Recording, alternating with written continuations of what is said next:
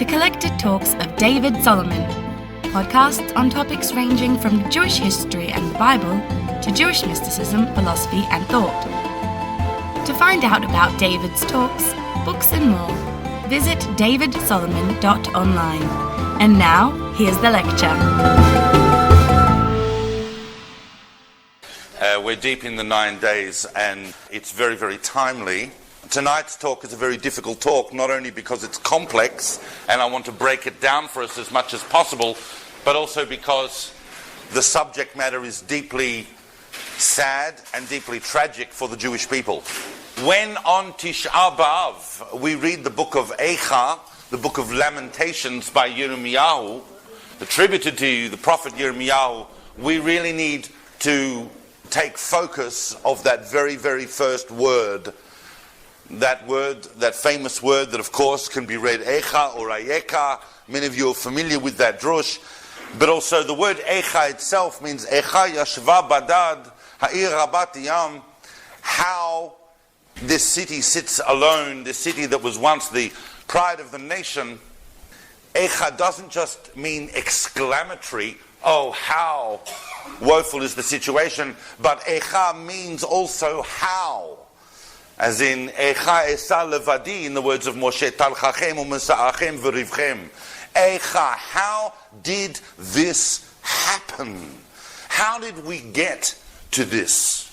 And so in tonight's talk I want to look at a series of events, and what is astonishing and will be astonishing for many of you who are familiar with the material, and I'm hoping that not everything I say tonight will be completely obvious, is just how all of the different forces and factions that are competing at the end of Bayit Sheni are reflected in the Jewish world today.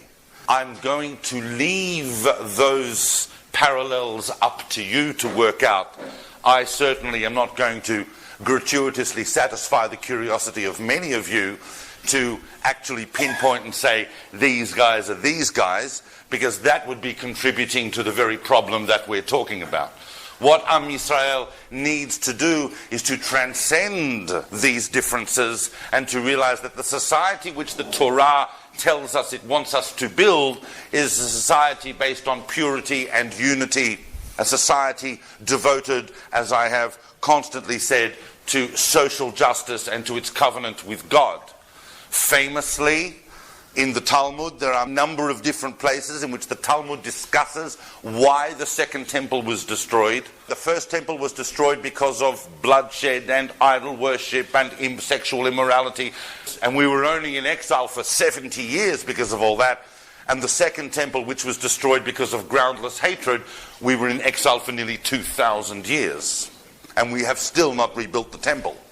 But the Gemara discusses other possibilities and tries to get deep inside the behavior of many of the leading characters in what we're going to discuss and the behavior of the nation itself. In Masechet Baba Metzia, Rabbi Yochanan says that the temple was destroyed because the leaders of the age, those who were responsible for applying halacha and applying Torah, did so according to Din Torah and not according to Lifnim Mishurat Hadin, going beyond what the strict letter of the law is telling us to apply the principle of the dignity of human beings to their halachic decision processes, and arrived at decisions that it's very easy for us now to say, oh, that was a moral or philosophical mistake, but I'm not entirely convinced that we wouldn't make the same mistakes again. Last week I really had to hurry through the last 100 years or so of Bayit Sheni. I just want to revise that very quickly because it really does set the ground of what's about to happen. Herod was a very unique phenomenon in Jewish history. He was a classic Oriental despot. He was very much a Roman-style vassal king with a lot of different interests. What's important to understand is that Herod ruled over quite a massive area when we talk about Eretz Israel, and for that purpose the Romans, even in the times of Herod, who had imposed a type of unity on the Jewish people through sheer force of will. Nevertheless, even in Herod's day, there were recognizably different areas of Eretz Israel with slightly different population demographics and slightly different cultural leanings. Herod ruled, and this is important for the talk I want to deliver tonight, because we need to understand that when we talk about Eretz Israel today or at any other time, we're not necessarily talking about the way it was perceived in Roman times. First of all, it's important to understand that the Galilee, was almost a separate province. It was ruled by Herod, but it was regarded as a somewhat different area. And in fact, what's going to happen over the next couple of hundred years is that the Galilee is going to experience a slightly different path historically from the rest of the land of Israel. And we're going to see that by the end of tonight's talk. Certainly, it was regarded by the Jewish people at the time as part of the land of Israel. No question about that. But there were slightly different things going on. Then we had Samaria, and the Romans called it Samaria. We had Judea, and underneath Judea, we had Idumea. We had Galilee, Samaria, Judea, and Idumea. Now, in the... Sorry? The Negev, basically. Not even the Negev. Idumea was actually much north of where we regard Edom. The Negev in those days, most of what we now call the Negev, was regarded as part of under Egypt's basic control. Nabatea was more or less here. Idumea, for example, at certain stages in what we're going to talk about tonight, even something as far north as Hebron was considered part of Idumea, and most of the Negev was not considered part of this whole area. Oh, don't forget also, on the other side of the Jordan, we had a province called Perea, and we had a province here called Decapolis, which was a series of city-towns comprised mostly of secularized Hellenic Jews and quite a number of Hellenic non-Jews that had been set up in the late Hasmonean and during the Herodian period.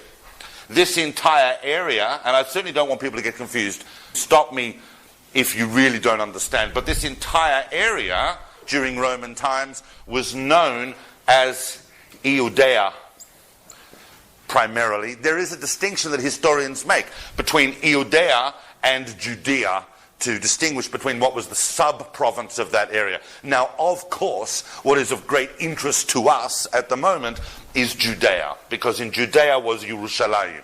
The real key is that when Herod dies in about -4, and don't forget that Herod had rebuilt the Beit HaMikdash, and he didn't just rebuild it to be a building of which we could be proud. He rebuilt it so that it was the most magnificent temple in the ancient world.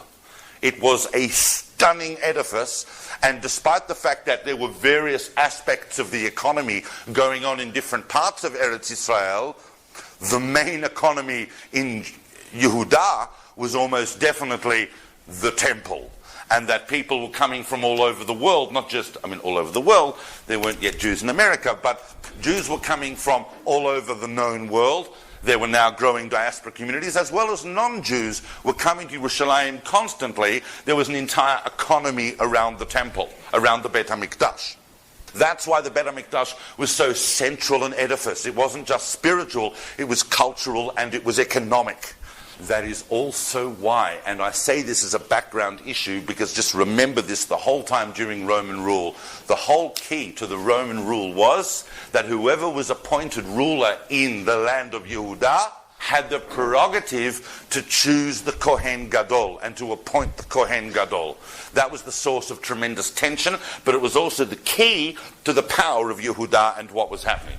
Herod dies in -4. At the time of Herod, there are conflicting views about which direction Yisrael should take in terms of its leadership. As I mentioned briefly last week, it's important to understand that there is a conflicting picture within Yisrael, not only about leadership, but also about what Judaism actually is.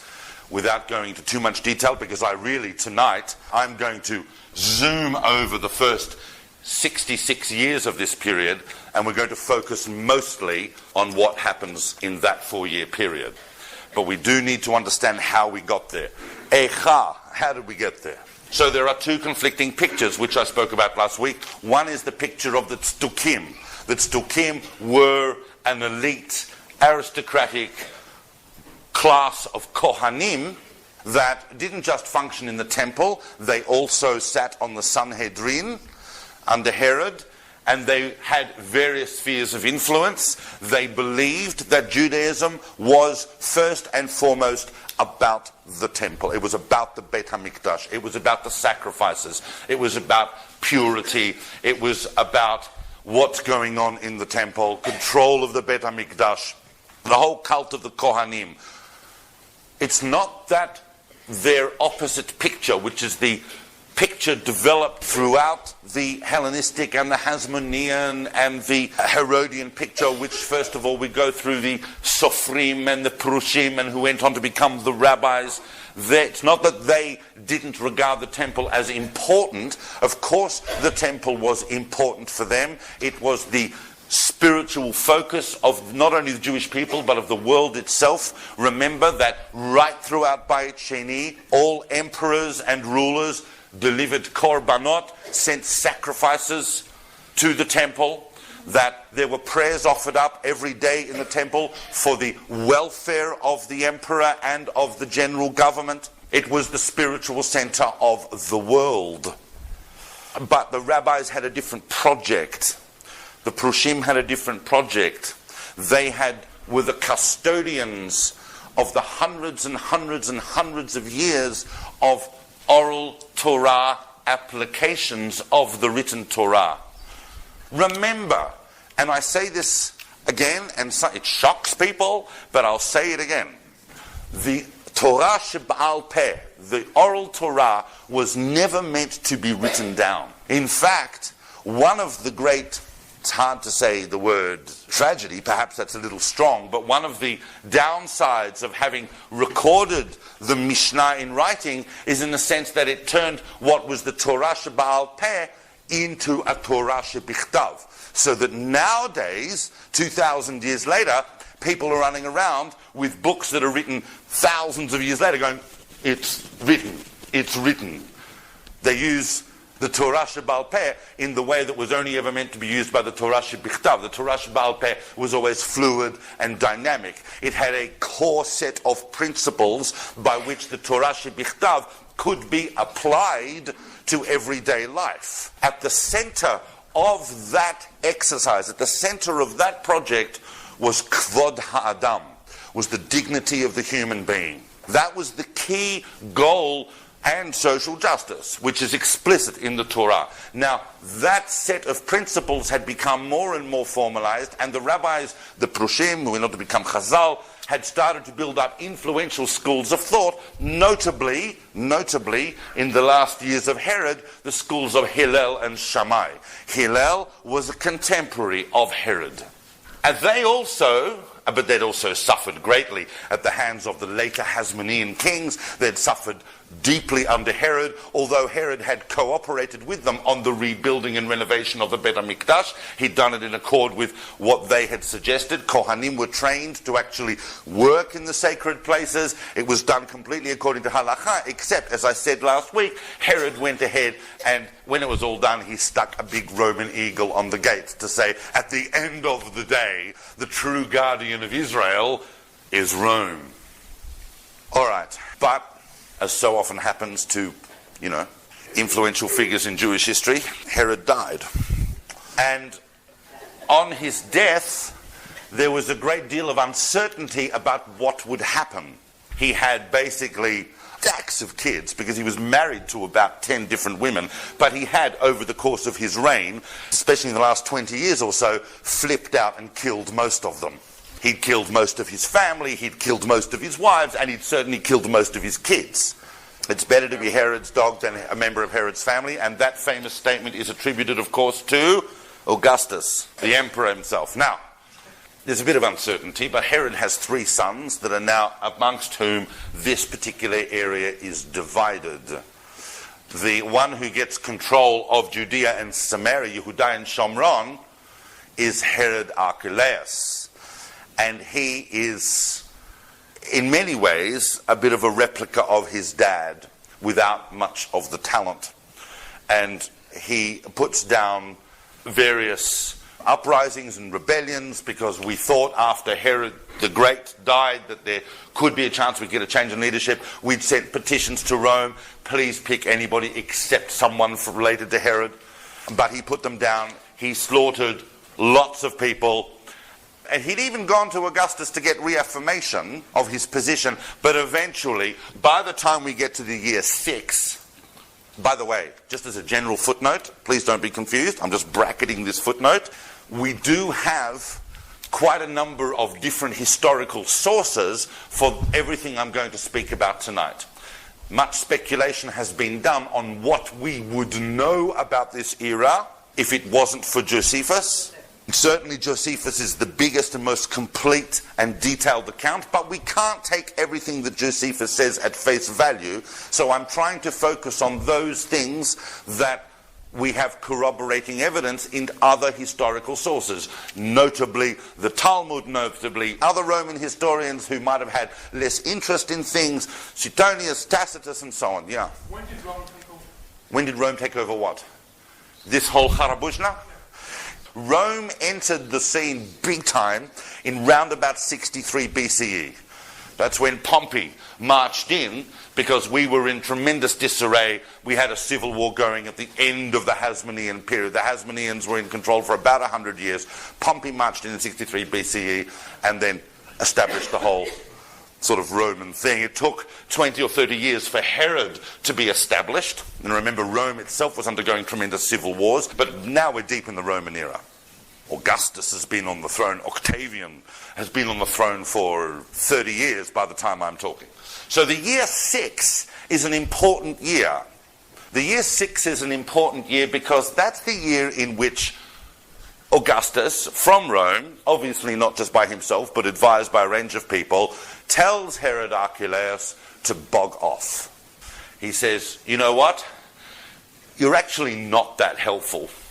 What we're going to do now is we're going to rule this entire area directly. We're going to make a system of governors, and they're going to rule directly. Not only rule politically and administratively, we're going to give them the power to choose the Kohen Gadol. We're going to give them the power to collect taxes. And of course, the first big job that the Romans have to do once they rule directly, and they send this guy Quirinius to do this, is to take a census. You must know how many people are living in a place if you're going to speculate on how much money you're going to get out of them. We, as a people, have never liked being counted. How much more so, we didn't even like being counted by our own leaders. David HaMelech Bismano got in terrible trouble for counting us. We don't like being counted. But we especially don't like being counted if we're being counted in order to be taxed. And that, according to Josephus, is, and maybe others, is the origin of what came to be known and what will famously become to be known throughout this century as the Zealot movement. It had its origins in a little rebellion that started in the Galil by a guy called Yehuda, the Galilean. He started a little rebellion. It was put down, didn't really go anywhere. But that whole movement was the Zealot movement that began here, according to some sources. The Zealots had a philosophy that was really summed up in the words, no master but God, which is really what Josephus calls the fourth philosophy. It was a whole idea that the Jewish people didn't want or need anyone over them, and that in fact if they properly showed their intent to get rid of these idol-worshipping pagans who ruled over them, God would come to their aid. That philosophy held fast until the very, very, very end, as we'll see. So in the year 6, we've got Quirinius coming, and, has a census, puts down a rebellion, we grumble, the fiscus judaicus is applied to us. Now, once you have population numbers, and this is important, once you have population numbers, you then make estimates, and they can make estimates in Judea, and they can make estimates in Rome about how much money they should collect. But what then happens is, the governors then know how much money Rome is expecting, but there are no limits on what they can personally tax. So long as Rome gets the money it's expecting, then the governors can do what they want. And right throughout this period, we are overtaxed and exploited and abused. Very, very, very few of these governors were nice people. The best that these governors could be, maybe a couple of them were regarded as more or less just even-handed psychos, but none of them were nice. All right. Now, Augustus dies in the year 14. Remember that the land of Israel is an extremely important part of the Roman Empire. The Romans sometimes used to think of the Jews, they're just the Jews, it's some sort of, bizarre, fly-blown outpost, who cares about it? But in fact, it was extremely important to them. It was a major link between Egypt and Syria. It was a major buffer against the Parthians in Persia. It was a very important place, and they constantly kept an eye on it. Augustus died in 14 and was succeeded, of course, by Tiberius. However, Augustus was so big and ruled over such an area and ruled for so long, it was about 40 years, that hundreds of years later, there were still people living in the far-flung areas of the Roman Empire who thought Augustus was still emperor. It's quite amazing the effect he had on history. Augustus dies, Tiberius becomes emperor, and the policy of governors continues. Now, what happens to Herod and his children and his grandchildren? I've got to move fast because I really need, there's so much happening here I've got to focus on. But round about here, Herod's had a number of grandchildren, and of course one of those grandchildren, who went on to become the most famous of Herod's grandsons by Aristobulus, who himself of course was killed, was Agrippa. Now Agrippa, like all good Herodian boys and girls, probably grew up on the family estate in Idumea.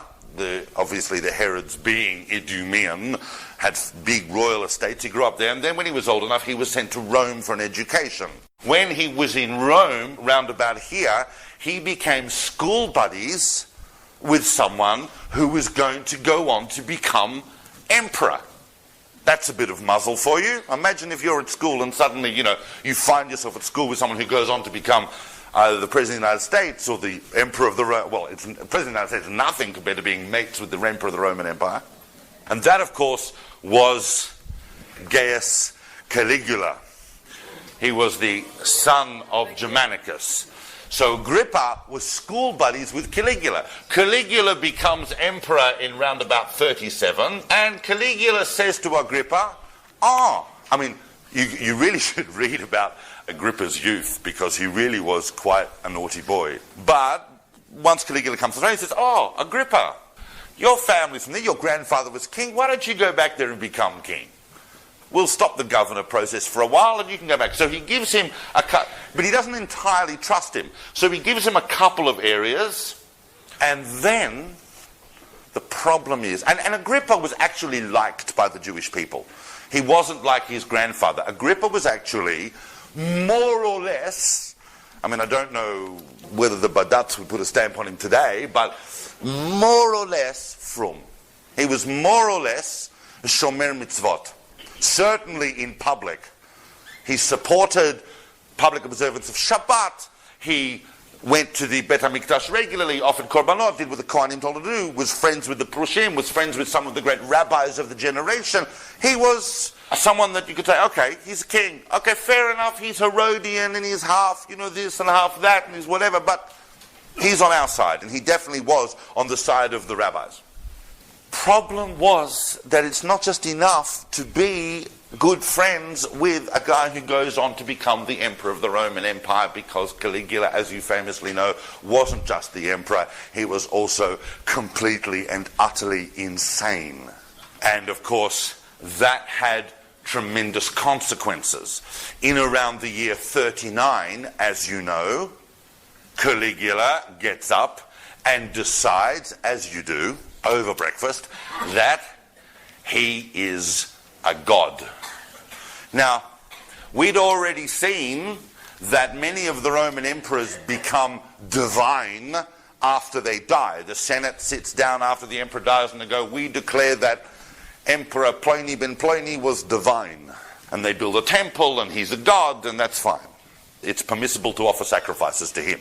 Caligula decided that he didn't want to wait until he's dead. He's going to be divine, and he's going to be divine now. Therefore, right throughout the empire, people were required to erect statues to Caligula and to worship at these statues, including Eretz Israel.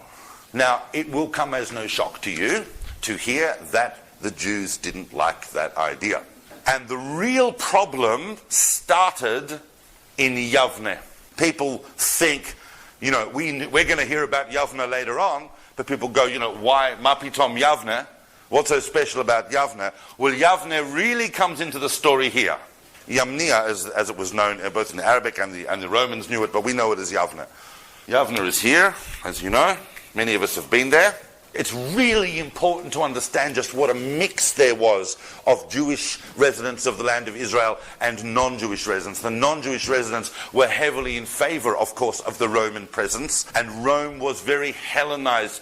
Greek was the official language of different discourses, particularly intellectual and cultural discourse, and that people were pushing towards this Roman globalization of Roman religion, which is really based on Greek religion.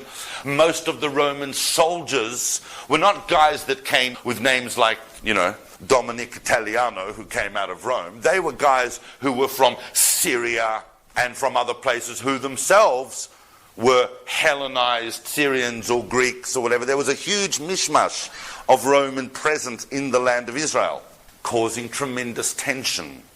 There were some places where, and this also was being reflected as well in Alexandria in Egypt, where we had a massive community. The non-Jewish residents of Yavne erected an altar to Caligula, and they worshipped at that altar. At tremendous personal self-sacrifice, the contingent of the Jewish community went in the night and destroyed that altar. When Caligula heard about this, he hit the roof and he said, right, the Jews don't want my altar, I'll show them who's boss, or as Caligula probably said it, I'll show them who's God. And he said, I'm going to have a 10-foot statue of myself erected in the temple in the Holy of Holies. That's an imperial edict. The whole Jewish world went nuts. But we had a Jewish king, and we had a Jewish king who was a friend of Caligula. So Agrippa picks himself up and he goes to Rome to intercede at personal self-sacrifice as well, because Caligula was nuts. He could have just had Agrippa's life flicked out like that, but he goes to intercede. He is one of several contingents that are going to intercede. Those who want to read in tremendous detail, tremendous fascinating detail about the delegations to see Caligula on this issue, the most detailed and fantastically absorbing account of that, called The Delegation to Gaius, is written by the head of the Alexandrian delegation. And if you read it, it reads so contemporary. Imagine going on behalf of the Jewish world to a world leader to stop an anti-Semitic decree. And that, of course, that delegation of Alexandria was led by Philo. Exactly. Well done. The great philosopher, the great Jewish Greek philosopher living in Alexandria, who was basically the head of the Alexandrian community, went with some other chaverim, and they went, and the whole discussion between them and Caligula is recorded in tremendous detail. I recommend that to anyone who wants total insight into what was going there. But Caligula wasn't to be dissuaded. He wasn't having any of it. And he ordered the statue to be made. The statue was being made in Damascus, and it was to be transported from Damascus to Jerusalem to be installed in the temple. It's constructed in the year 40, and in the year 41 they've finished it, and they're on their way to deliver it when Caligula dies, as the statue is on its way. This, for many years... Murdered by the Senate? He was murdered by not just the Senate. To be honest, he wasn't just murdered by one person. He was murdered by the Senate, but not all the Senate. There was involvement with the Praetorian Guard. There was this. It's such a juicy subject, I could easily get distracted into what killed Caligula, but I won't. All right. That was a nest, by the way, that on the, I think it was the 22nd of Shvat, for many years was celebrated as the day on which his assassination, his yahrzeit became a chag for us, basically. And then, but what happens? Caligula was assassinated, but who's in Rome? Agrippa. So Agrippa then goes about helping Caligula's successor to become elected as emperor. And Caligula's successor, of course, was Claudius. And Claudius, this is when you said, did we decide the leadership in Rome? I was saying that happens later, is that Agrippa was very instrumental in getting Claudius to the position of emperor in the whole deliberations that happened after Caligula, as a reward for which Claudius then gave Agrippa Samaria, Judea, and Idumea, and the Galilee, so much so that Agrippa then ruled over an area bigger than his grandfather. And he was king. And he was one of the important kings of the whole Eastern Empire. And things could have gone very, very differently.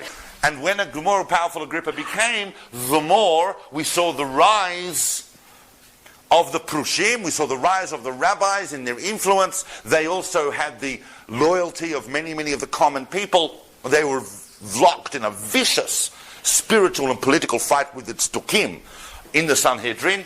But eventually Agrippa has it all. The problem is that in the year 44, Agrippa died. Suddenly. And when I say suddenly, I mean suddenly. Many, many theories on why Agrippa died. Obviously many legends associated with that. He saw, when he was a young man, he was imprisoned under Tiberius because he said that he wanted Caligula to be emperor. And when he was in prison, then, this is much earlier, an owl had landed on him.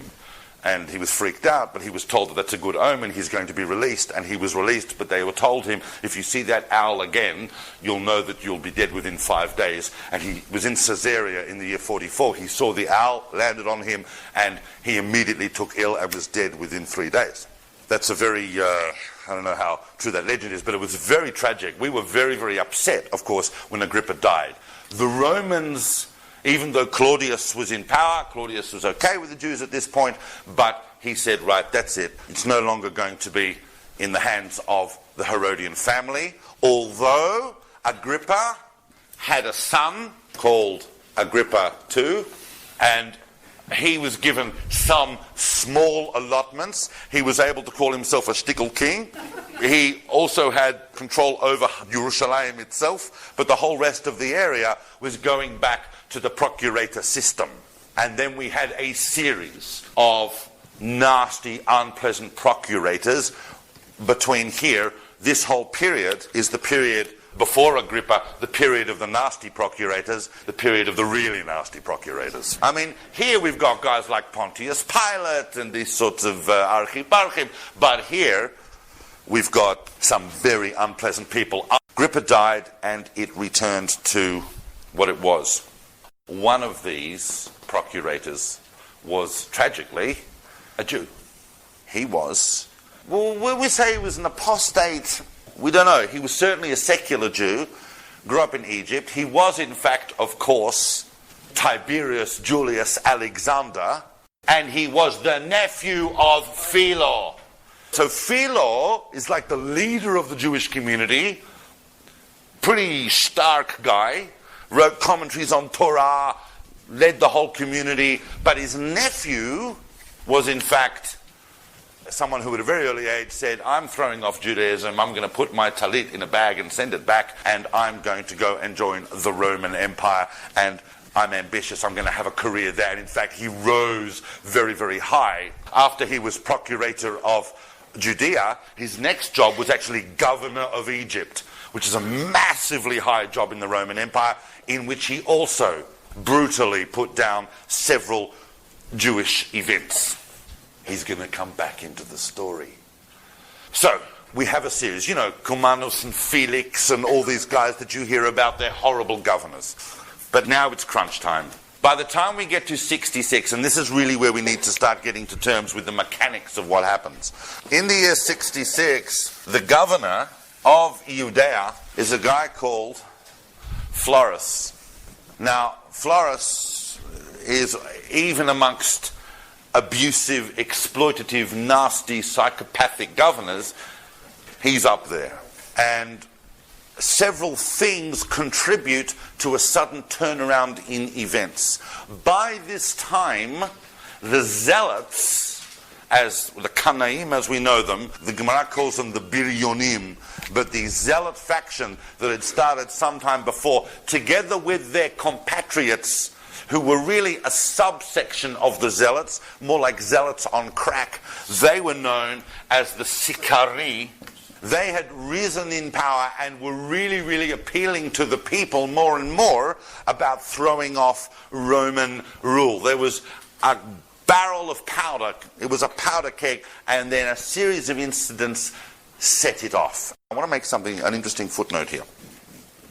There's quite a bit of revision going on at the moment in the discourse of history about how we are to view many of these zealot leaders who really led the revolt against Rome.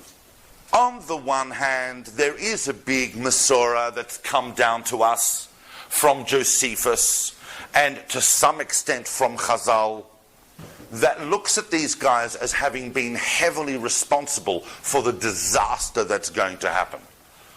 I myself have found myself a little unconsciously on occasion voicing this view, because it's very easy to say where you see Kanaim, where you see zealots in Jewish history, you're never very far away from disaster. But in fact, why is it that we do that to our zealot leaders where no other nation does it? While this is going on in the land of Israel, there's a massive revolt going on in Britain under Boudica, in which also tens of thousands of Britons are slaughtered. People are familiar with the whole story of Boudica. But Boudica is hailed by the British as a massive cultural icon. She led a big revolt against Roman rule. There are statues of her. Queen Victoria saw herself as a total incarnation of Boudica. So why do we give our zealot leaders... I'm just raising this because it's part of the historical review. Yeah. Can we assume that Rabbi Akiva was one of the chief rabbis of the zealot group? No, because Rabbi Akiva is here. But ideologically, he was with them. At the time of the destruction of the temple, Rabbi Akiva is a peasant shepherd who can't read. So, in fact, I don't know what he felt about the political situation, but he certainly didn't like the rabbis. He even said later on that at that stage of his life, if he'd seen a rabbi, he would have kicked him and bitten him. And he said it. So his big turnaround is going to come shortly after, and that's very crucial. All right, but we need to move on. But it's interesting. Obviously, later on at the Bar Kokhba revolt, he is massively backing the whole rebellion. But the Bar Kokhba revolt is a different phenomenon in a way. It is a continuation in some ways and is different in others. Question. Are the Sicarii known for like knife wielding or something? Yeah, Josephus calls them Sicarii. We have the name Sicarii because they carried these little knives. There's Latin for knife, and they carried these knives, and they would go around at certain stages stabbing collaborators. We also have the word used once in the Mishnah, in Masechet Machshirin, where it is generally understood to mean hooligans, bandits of some sort. So it does relate to knives. They carried knives. The Sicarii specialized in assassinating collaborators. The Sicarim had started much earlier. They were started by a guy called Menachem, who was eventually so odious in who he ended up killing that he, on a visit to Yerushalayim once, just about everybody got together and killed him. And his movement, the Sicarii movement, which was for the most part in league with the Zealots, and an extreme faction of them, was then taken over by the famous Elazar ben Yair. Elazar ben Yair basically sits out the whole of what we call the Great Revolt from 66 to 73, sits out the whole thing in Masada. All right? But I'm not quite there yet. In 66, several things happened, and they predominantly happened in Caesarea. Caesarea was regarded by the Romans, and this is what's amazing. The Romans decided that they did not want the capital of Judea to be Jerusalem. Have you ever heard such a thing? Foreign governments saying we're not going to recognize Jerusalem as the capital of the Jewish people. So instead they recognized Caesarea, which had been built and developed by Herod. Was a beautiful... Anyone been to Caesarea recently and seen Herod's winter palace and seen the whole thing? It's stunning. So Caesarea, which had a predominantly non-Jewish population and was the administrative and military base of the whole country, that was the capital. The citizens, the non-Jewish residents of Caesarea, were granted Roman citizenship, and not the Jews. 1. 2. Florus, the governor, decides that he wants more money. He's got some debts that have to be paid off, and he hasn't quite filled up his quota to send back to Rome. Not a problem for Florus. I know where there's money. In the temple. He goes into the Beit HaMikdash and he steals. Doesn't write his name down in the little exercise book there going, I, Florus, I borrowed, He goes in there and he takes about 17 talents of gold and he just walks out with it. Sorry? Oh, probably equal to, this is such a guess. Please don't hold me to this, because what a talent was worth in the ancient world, quite a few $1 million. $1 few $1 million in cash. It weighed 17 talents. Then the piece de resistance, which really set it off, in Caesarea, 2 Romans go and they go to the shul in Caesarea. Now, when I say a shul, okay, you all know what I mean. I mean a Beit Knesset. There wasn't really the Beit Knesset that we understand today. The concept of tefillah, the concept of prayer, had been developing in Jewish life for a long time. We know that the Anshe Knesset Agdolah had already developed the formula of prayer. People were praying, even though they knew that the center of worship of the whole of the Jewish world was the Beit HaMikdash in Jerusalem. Nevertheless, there were houses for study and gathering and communal prayer. They went to one of these. They stood at the porch, these 2 Roman guys, under the porch of the building, and they sacrificed 2 birds to Avodah Zarah, thereby defiling the entire building. People are outraged. It's theoretically a crime in the Roman Empire to do that. Remember that the Romans, if they were one thing, were very, very machmir on freedom of religion, and you didn't go and desecrate other people's temples, unless you had to. We appealed to Florus, and Florus said, well, okay, I'll take 8 talents to hear the case. He takes the money and then says, I'm not interested. Bog off. Everything was just going bad, and we revolted. It started in Caesarea, but it very, very quickly spread to Jerusalem. We wiped out. By now, the Zealots had so much of the loyalty of the people, they were running around all over the land of Israel, that we actually had some strength, and we attacked. Florus had to flee. The garrisons, the Roman garrisons in Jerusalem had to flee. There was a conflagration, and we seized control of Jerusalem and the Beit HaMikdash. When I say we, it's hard to know exactly who we is at that stage. But what we did do was we set up a provisional government. It was mostly composed of moderates. Now, when I say moderates, I'm talking about factions within the Jewish people that didn't necessarily need the Romans to completely go away. We just needed this situation sorted out. The moderates wanted primarily to restore Jewish dignity in the land of Israel. they could live with the Romans being overarching rulers, but we needed a system of fairness and justice for us and dignity for Jewish citizens in the land of Israel.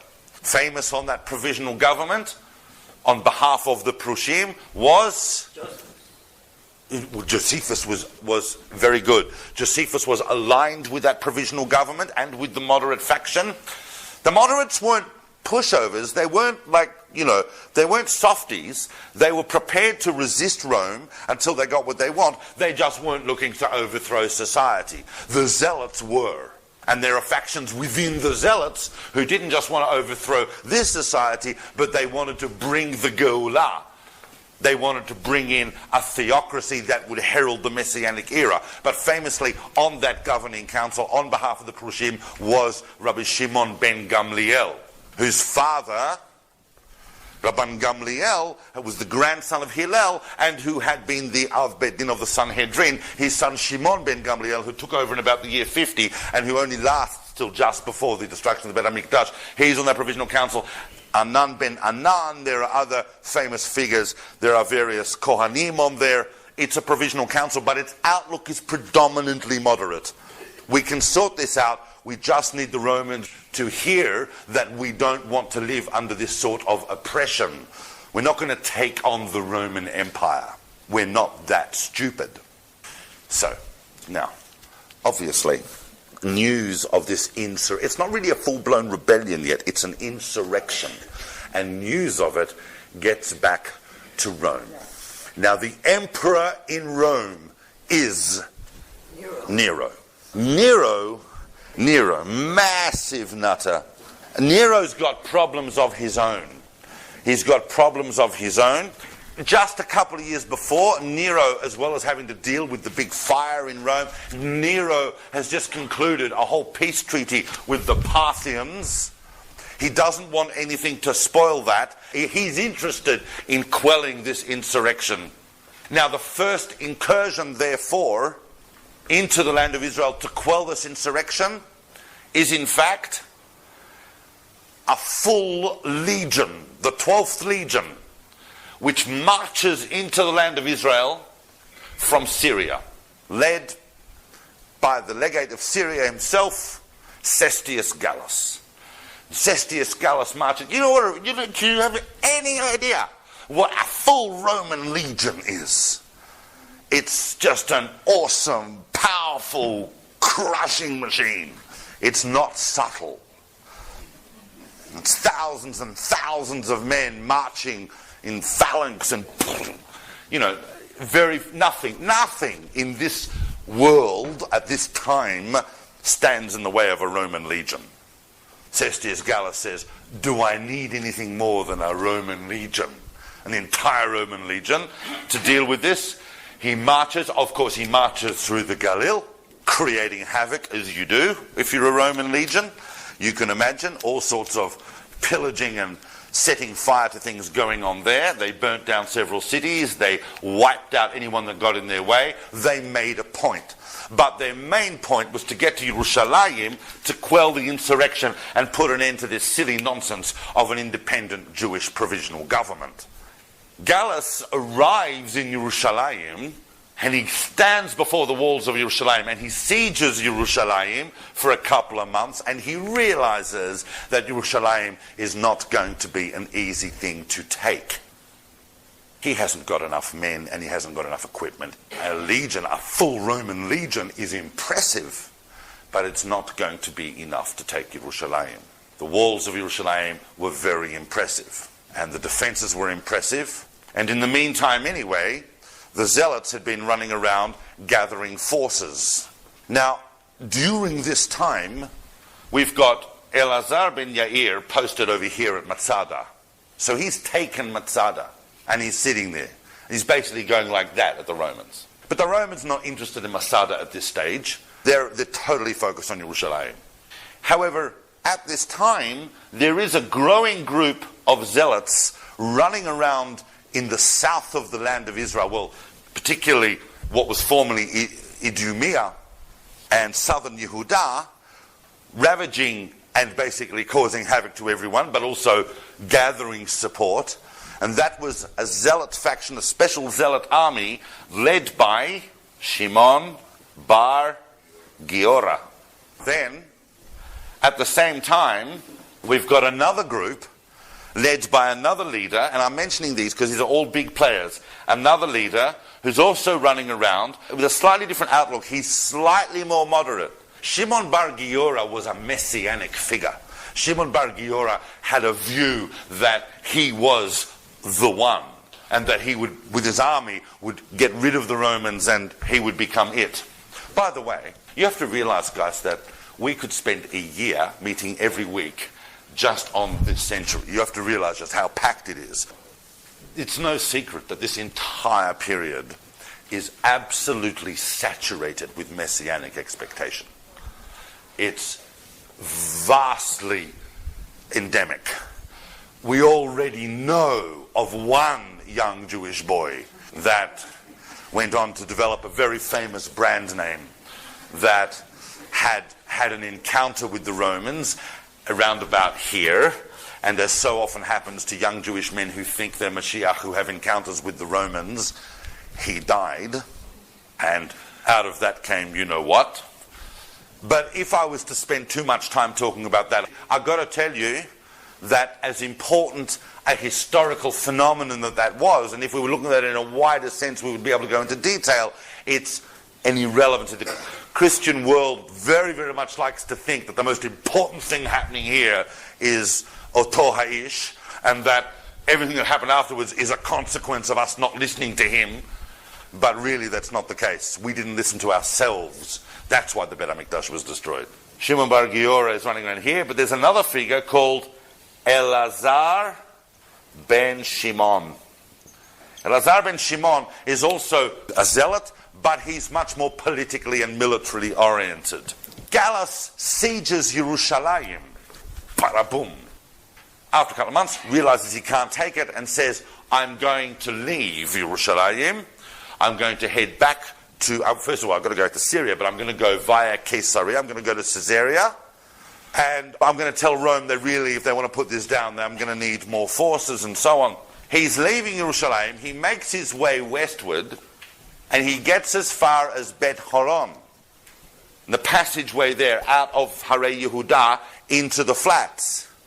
As he's passing through Bet Horon with this massive legion, and when they pass through the straits between certain hills and passages, they can't keep their formation, so they get a bit thrown out. It is at that moment that Elazar ben Shimon's forces, he's in charge of about 2,500, 3,000 men, which would never normally be enough to take on a Roman legion. They suddenly swoop down from the hills, really Yehuda Maccabi style, and with arrows and stuff, and they completely start a massacre of this legion. Shimon ben Giora also gets involved as they're trying to flee out of the mountains. It was a combined effort, and we wiped out the entire legion.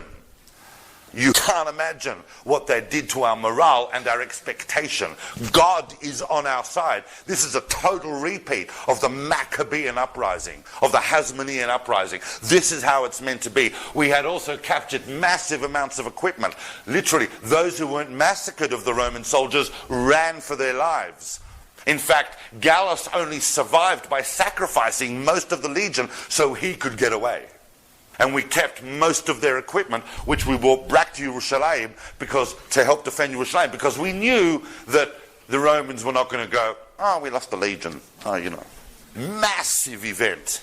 And the provisional government was all excited. Everybody was excited. And of course now everybody, even those who were skeptical, are now joining the revolt. So the provisional government realizes that the Romans are going to go ballistic, and they set up a series of defenses right throughout the land of Israel, right up to the Galil. And of course, one of the famous commanders set to the Galil to fortify towns and get Am Yisrael ready for the Roman onslaught was, of course, a guy called Yosef ben Matityahu HaKohen. Now, very interesting figure, Yosef ben Matityahu, and I'm going to talk about that in a moment. I will try and make sure we have time. Yosef ben Matityahu goes about setting up these defenses, but he comes into conflict with another leader in the Galil. There's a guy in the Galil who'd already started on his own to set up defenses and rebuild towns in the wake of the destruction wrought by the legion of Cestius Gallus. And that is another guy in the Galil, a very influential leader called Yochanan of Gush Chalav. I mentioned Yochanan of Gush Chalav because it's a very interesting figure. He's going to come into it in a sec. Back in Rome, Nero can't afford to let Judea break out of the Pax Romana, of the Roman way of how it saw the world, and he sends his top general. He doesn't just send, some guy that's the first to answer the job application in the newspaper. He sends Vespasian. Now, Vespasian is a truly interesting person. As you know, Vespasian's family had only been nobility for 4 generations or so. But Vespasian was an incredibly talented, he wasn't a young man by this stage, but he was an incredibly talented and effective and efficient soldier. He arrives in the land of Israel in the year 68 with more, because he was joined by other forces, but he arrives with 4 legions. So now we've got 4 Roman legions marching through the land of Israel from the north under unified command. He's joined by his son Titus, who brings with him another 2 legions, and then all sorts of archiparchim get involved because they know this is going to be a one-sided fight, and there are plenty of people in the ancient world who very much like the idea of fighting, especially when you know you're going to win. Vespasian starts his cleansing operation. Now, when he gets to the place where Yochanan of Giscala is, so he is basically deceived by Yochanan, because Yochanan says, look, let's have the negotiation surrenders after Shabbat. I don't do negotiation surrenders on Shabbat, so we're going to wait till after Shabbat and I'll come out and we'll negotiate a surrender. Vespasian said, okay, and during Shabbat, Yochanan took the opportunity to, with a few guys, to slip out of town and make his way south. So one of the consequences of Vespasian coming through is that suddenly Elazar ben Shimon is already in Yerushalayim with his men. He's brought a few thousand men into Yerushalayim. They have gone straight and captured the temple area. You know that Yerushalayim, this is so rough that I don't even want you to remember what I'm about to show you. This is Yerushalayim. Here's Har HaZeitim, so that's east, okay? So here's the Temple Mount. There's Herod's big platform which you put the Bet HaMikdash. This part of the city here is what they call basically the new city. So this was like the new suburbs. It's all within what we now know the old city, the Ir Hatikah, but this would have been the equivalent, I don't know, of Piskat Ze'ev. Here is the upper city. This is like a lot of aristocrats had buildings there and so on. This had the nice views because it was raised up. And this is the old city down here. So they'd gone in and they'd captured the Temple Mount, and even though he didn't have that many men, Elazar ben Shimon was able to hold that. He kicked out a lot of the moderates and so on. The zealots, meanwhile, didn't like it. They went nuts. And Yochanan of Gush Chalav, with his few thousand men, decides that's a good time to come into Jerusalem. So he, running from Vespasian, comes south and enters into Jerusalem to take part in the fray. They can't get hold of the Temple Mount because Elazar ben Shimon has control of the Temple Mount. He gets in to Jerusalem and they're creating havoc. They're in the upper, they take the upper city. In the meantime, Vespasian. Now, then the most incredible thing happens. Vespasian sieges and controls a town called Yotvata, which is the town where Matityahu ben Yosef HaKohen, the commander of the provisional government's organized resistance to the Romans, is in control. The siege is obviously going the Romans' way. Yosef ben Matityahu HaKohen takes about 40 guys. They sneak out of the city and they hide in a cave because they know that the Romans are going to find them, what they're going to do with them. And while they're in the cave, they go, well, it's all gone. Let's just kill ourselves. What a good idea. Let's draw lots. And you kill him, you kill him, you kill him. I'll be left and I'll kill you. Fine. They do that, except that when it gets to Yosef ben Matityahu's Kohen to kill himself, he goes, I actually don't want to kill myself. All the other guys are lying dead around him. And he walks out and he goes to Vespasian. And he says to Vespasian, hi, you might think that I'm this really dedicated Jewish patriot. I'm actually a commander of the Jewish resistance to the Romans. But in fact, I'm a lot more. I'm a very, very good writer. I'm good with languages. I would very much like to be the historian that chronicles this entire event, etc., etc. And he goes on, of course, to become Josephus Flavius, who many people till today regard as having deeply betrayed the Jewish people. You can imagine, I'm not going to go down that road polemically about Josephus. He did what he had to do. Who are we to judge people under tremendous pressures 2,000 years ago? But I can tell you that he was not liked by anybody on our side during the Roman wars. Interestingly enough, we of course have a famous story that's going to happen shortly about how Yochanan ben Zakkai, the great spiritual leader of the age, got himself smuggled out of Jerusalem to meet Vespasian. Josephus has the same story, except that Josephus has a different hero in that story. The hero in Josephus' story is Josephus. I will touch on that in a moment because I want to show you why I think, amazingly, the Talmudic account is the correct one of that story. It doesn't make sense. It doesn't make sense that Josephus is going to run out and go, "Hail Caesar," to Vespasian. Vespasian says, "What are you talking about?" And he goes, "Well, you're going to be Caesar, and by the way, I'd like to work for you." It doesn't ring, and there's a whole other reason why I think the Gemara is correct on that, but I need to move on. So now we've got the situation of Vespasian, boom, boom, and then suddenly, as Vespasian and his son Titus and 60,000 Roman legionnaires plus a whole host of other people are ravaging the country, destroying everything in their path, and they're on their way to Jerusalem, bang! Nero dies. Well, He was killed. dies in, he was killed. He was definitely killed. Then we have a whole situation where we have a new emperor. We have a new emperor. The new emperor is... No, that's the interesting part. The new emperor is Galba. So then, we have a new emperor Galba. So Vespasian sends Titus to Galba to pay, homage. That's what the massive generals around You didn't become emperor unless you had first of all, you needed massive betzim, but you also needed a lot of soldiers and army. It was very much a supportive thing. He sends his son Titus to pay respects to Galba and say, that's cool. Except that as Titus is on the way, he hears that Galba dies. Then there's a new emperor. No, not Vespasian. Otto. This is the famous year of 4 emperors. We sometimes overlook it in Jewish history, but the whole operation halted for about a year while this was going on. Titus thinks, Galba just died, now Otto's emperor, maybe I won't go immediately. He hotfoots it back to his dad, right? Anyway, after this all started with a big rebellion by the Spanish general Vindex and so on.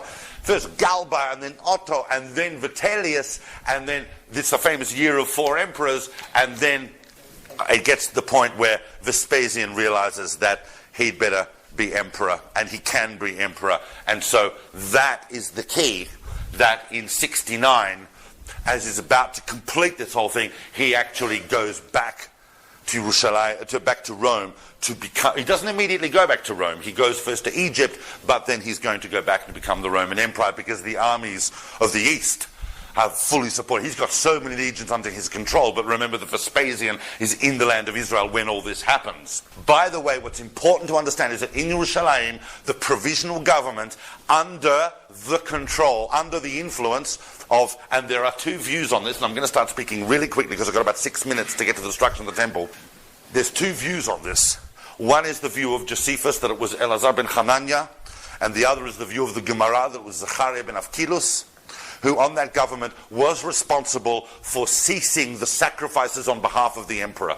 That was seen as a massive, in other words, it wasn't just an insurrection, now it's a full rebellion. For the first time in hundreds of years, the Bet HaMikdash was no longer offering sacrifices on behalf of the temporal ruler. The Gemara, of course, gives the whole, in Masechet Gittin, gives the whole background to that, the story of Kamsa Bar Kamsa, I won't go over, that you're all familiar with, which caused that sacrifice to cease. Others, more secular sources, say it was ceased in order to send a message to Rome that we were now independent of Rome and so on. There were many factors, but those, and in fact it wasn't just, after a while, it wasn't just the sacrifices of the emperor, it was all non-Jewish sacrifices were ceased. So, in Yerushalayim, we've got Elazar ben Shimon and Yochanan of Gush Chalav fighting it out in Yerushalayim itself. Vespasian has gone back, and it's very important for Vespasian that this job gets finished. And he sends Titus, he tells Titus, finish the job. And Titus arrives not long into the year 70. Titus arrives with his massive legions, and they are surrounding Yerushalayim. In fact, he arrives just before Pesach. Now, what happens on Pesach? Everybody's coming to Yerushalayim. Titus lets everybody go into Yerushalayim. So now we've got hundreds of thousands of Jews from all over the land of Israel coming to Yerushalayim for Pesach. And Titus, of course, lets them in. And then closes the gates, and no one can get out.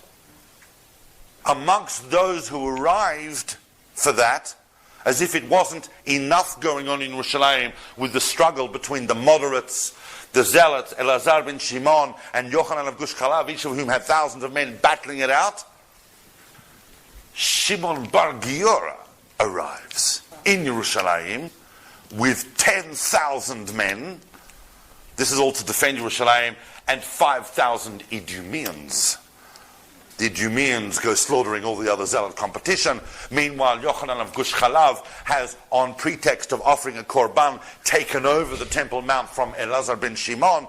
All of this infighting is going on. Meanwhile, and if I don't say this, I'm going to regret it, so I have to divert for 30 seconds, but I need to explain this. You remember Agrippa? Yeah.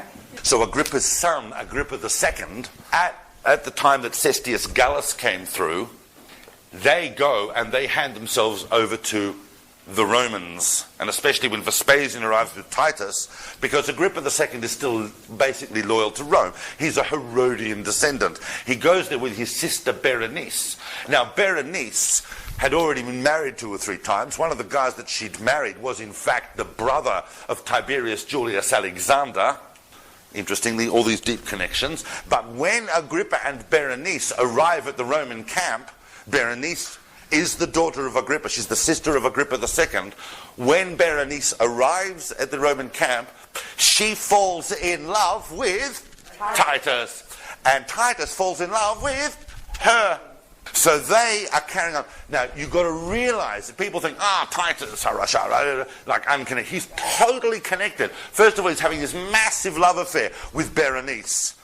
But who is Titus's second in command, appointed by Vespasian to be his second in command, is none other than Tiberius Julius Alexander.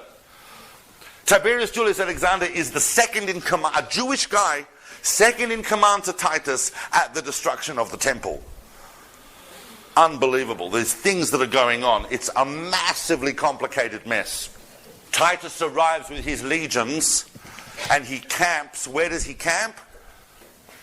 Where's the best view? Har Tzofim.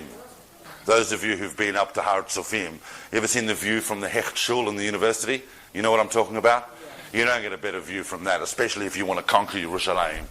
He's standing there. The other legions that arrive, once there are other legions arrive and they park themselves on Har Ezitim, things in the city of Yerushalayim are going nuts. Because apart from all the slaughter that's going on in the fighting between the factions, apart from that, there is famine and there is disease. Now it's summer. All of us know how that feels right now.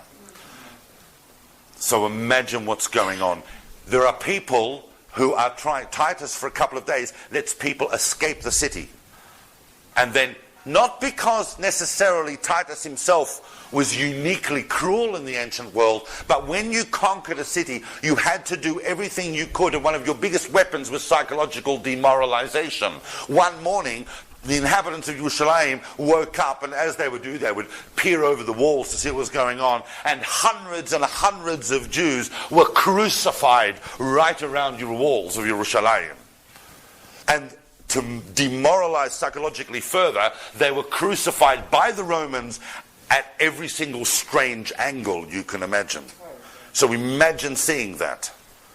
It had a tremendous demoralizing effect. Nevertheless, the defense went on. Obviously, they tried everything. They sent Josephus to talk to the defenders of the city, to try and negotiate for them to surrender. That, of course, I don't need to tell you, was a failure, and that was the occasion on which Josephus was wounded, and not surprisingly.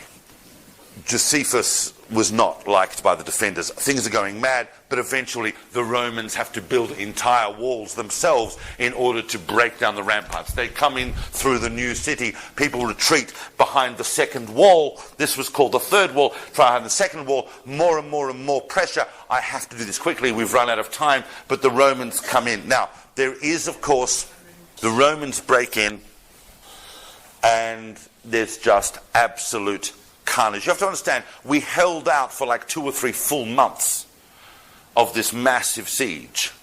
We've got only at the last minute, only once Titus is really prepared to begin the attack and begins the attack, do the forces inside Yerushalayim unite. Then and only then, till the last minute, they were fighting each other. Titus comes in, breaks through, and there is absolute carnage. But even so, the Romans have to fight inch by inch. Men, women, children are throwing themselves at swords and spears. There's blood everywhere. They can't get through the bodies because people would literally create walls of bodies to throw themselves to stop them getting to Har HaBayit. We did not give up Har HaBayit easily at all. But eventually, over the course of several days, of course, this massive Roman force. I mean, there is much more detail to how they broke into Yerushalayim and the walls and so on, but we've run out of time. But they get to Har HaBayit, and there is, of course, 2 schools of thought. They had already captured Yerushalayim on the night before Tisha B'Av. There is a war council. Titus calls a war council to discuss the question of whether or not to destroy the temple.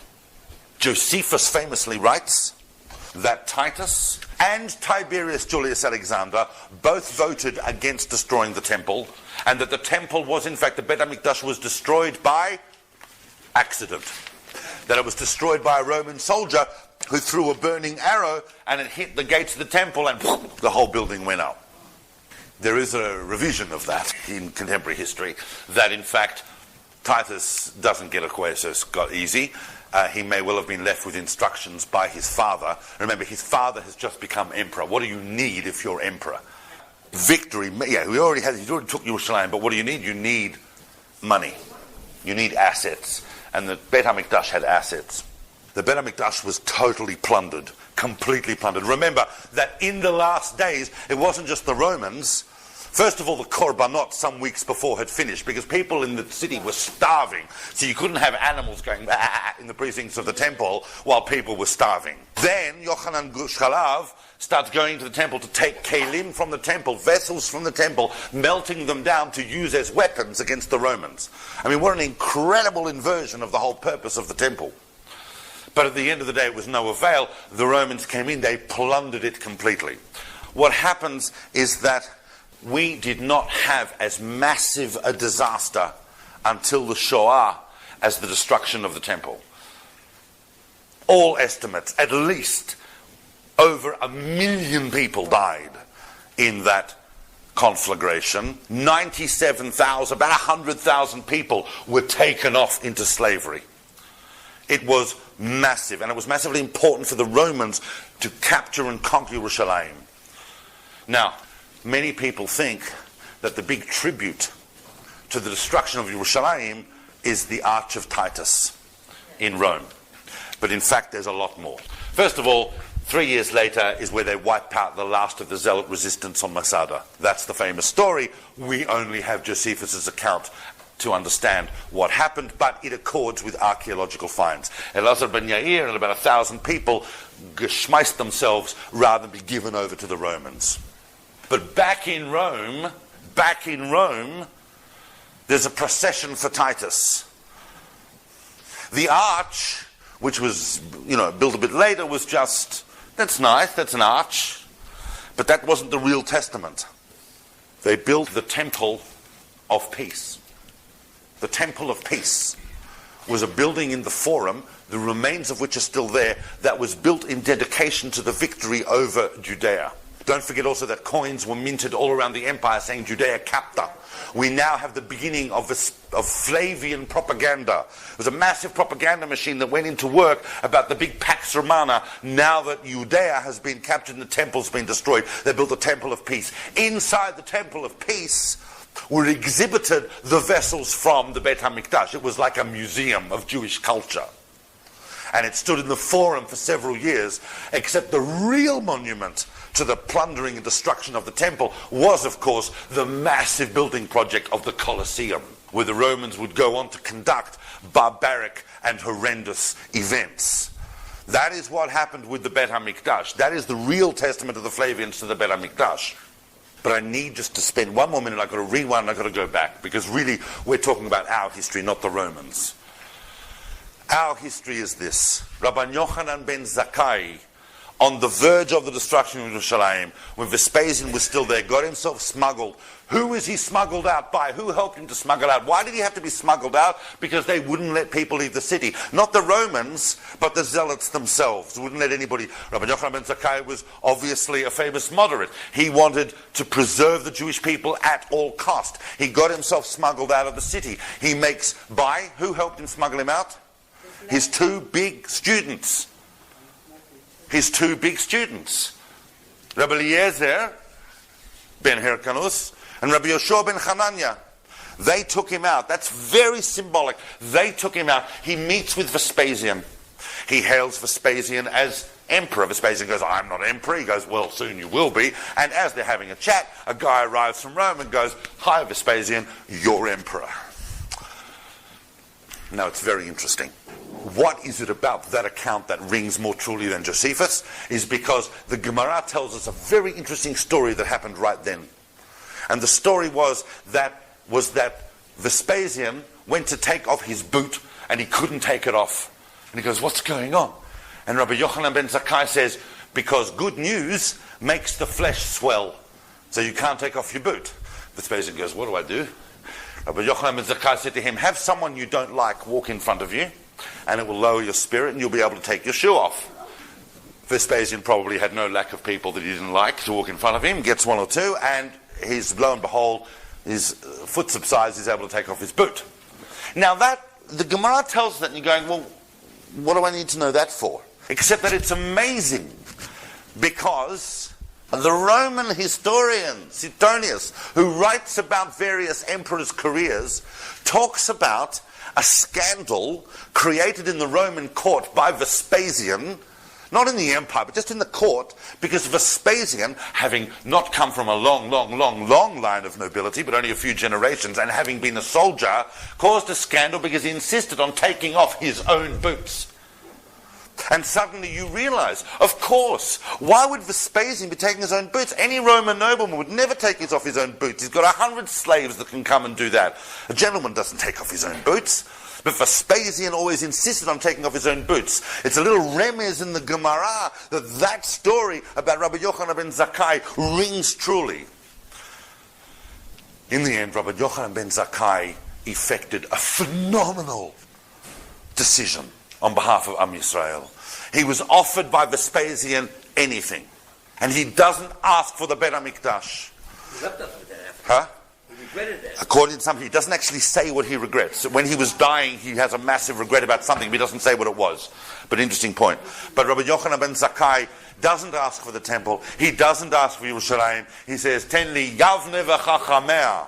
Give me the city of Yavne and its sages, because by that time many of the sages had gone to Yavne. And Yavne, he reconstituted as the spiritual center of the Jewish people because he realized that the Shekhinah, the divine presence, had left the building a long time ago, and that Jewish survival did not depend on a building. It depends on Jewish education, and it depends on having a spiritual focus upon Torah. We are about to go into a very long exile, Rabbi Yochanan ben Zakkai realized, although many of the enactments he made in the post-Khurban, and remember the word Khurban is not just physical, it's spiritual destruction, but many of the enactments relied on the fact that Beit HaMikdash was going to be built at any day, but it was realizing that it was reconstituting the Jewish people through Torah that would allow the Jewish... We are all here today because of that decision of Rabbi Yochanan ben Zakkai. There's no question about it. And of course his students, Rabbi Yeshua, Rabbi Eliezer, went on to become the big pillars, and they became the teachers of Rabbi Akiva and the next generation, and they set up Yavne. Many of the things he changed, many of the things we, like lulav, shofar, and many of the things that used to carry on only in the temple, we now do outside, and so on. So Judaism itself had to change to adapt to be a spiritual system for the Jewish people in the world without a Beit HaMikdash. But I'm going to finish because I'm going to leave it up to you on Tisha B'Av, when you read Eicha, to understand the implications. I mean, I could stand here and tell you what I think is the real thing going on when the rabbis talk about Sinat Chinam inside Yerushalayim and inside the Jewish people that caused the destruction of the Beit HaMikdash. But famously, Titus was offered a victory wreath. Titus was offered a victory wreath on the destruction of Jerusalem, and he declined it because he said, this is a quote that doesn't appear in Josephus, appears in other Roman sources, that there is no merit in vanquishing a people that have been abandoned by their own God. That's said by Titus. On the other hand, Rabbi Yochanan ben Zakkai's famous comment, and really we need to apply this, and I wish I had slightly more time because it really comes back to the whole tenure of this era, is that if you, it's famous, it's from Avot Rabbi Natan, and you all know it, but this really exemplifies his entire approach. If you are planting a tree and they come and tell you that Mashiach has arrived, first of all, finish planting the tree, then go and greet Mashiach. In other words, all of this phenomenal redemptive yearning that exists right throughout Jewish history, but at certain times becomes acute and bursts out into energy. We must always remember that Mashiach, whether it comes or not, we still have to get on with the process of living. And the process of living is the process of living justly and kindly. When we talk, I said at the very beginning of this talk, that in the words of Rabbi Yochanan, that it was, we didn't act lifnim mishurat hadin. It wasn't that we weren't frum enough. On the contrary, we were too frum. The problem was that we did not act beyond the line of the law when it came to gemilut chasadim. On three things the world stands: on Torah, on avodah, and on gemilut chasadim. Avodah was taken away from us with the destruction of the Beit HaMikdash. We no longer have the temple. We no longer have the spiritual focus that shows the role of the Jewish people in the world to bring peace to the world, to bring God consciousness to the world. That is why the Jewish people exist in the world. But we have, and we didn't practice Gemilut Chasadim. I didn't go into the whole Zechariah ben Avkilus concept of why we stopped the sacrifices, but we didn't have Gemilut Chasadim. And Rabbi Yochanan ben Zakkai saved for us Torah. If not for that, we would not be here. But please God, speedily in our days, may we restore both Torah and Avodah and Gemilut Chasadim. Amen.